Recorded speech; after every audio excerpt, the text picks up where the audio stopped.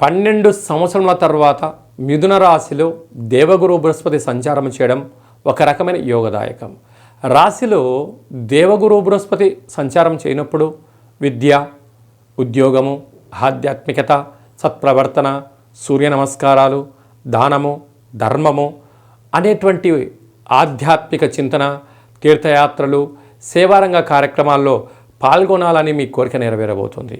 అదే కాకుండా సత్ప్రవర్తన వలన, మౌనము, ధ్యానము, ఏకాగ్రతగా ఉండడం వలన ఎప్పుడూ లేనటువంటి విధంగా మిథున రాశి వారి జీవితంలో అనూహ్యమైన మార్పు రాబోతుంది.